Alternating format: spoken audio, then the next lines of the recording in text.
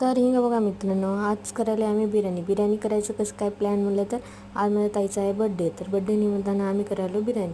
मग घेतलो कांदे, करा करा करा करा करा बारीक बारीक बारीक कापलो. आमच्या आचार्याला काय कांदे कापायला गेलते म्हणून मी म्हणलं मीच कापल. मग ह्या मिरच्या दिल्या त्यांना आणून, मग मिरच्या पण कट करून दिलो. आणि मिरच्या त्यांना मधून चिरू नको, असं चिर तसं चिर म्हणून खूपच सांगू लागला होता. मग बरं बाबा तुझ्याच मनावर, तू करणार आहेस ना, मग तुझ्याच मनावर म्हणून मी केलं. मग काय घेतली कोथिंबीर घेतली चिरली आणि पुदिना पण घेतला आणि पुदिना पण बारीक बारीक तोडून घेऊन पुदिना पण कापून घेतला. मग काय कांदे मी कापलेले, मी म्हणलं मीच आणि त्याला भाजून देते तुला, तेवढीच तुला पण माझी मदत होईल. मग काय कांदे मस्त लालसर होजेपर्यंत तळवले आणि बाजूला काढून घेतले.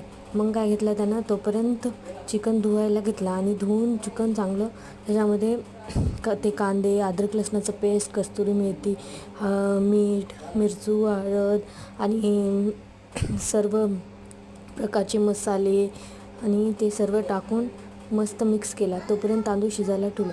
तांदूळ शिजताच त्याला बिर्याणीला तडका देण्यासाठी तांदूळ टाकून सगळं पसर करून बिर्याणीला तडका दिला. बिर्याणी तर एक नंबरच झाली.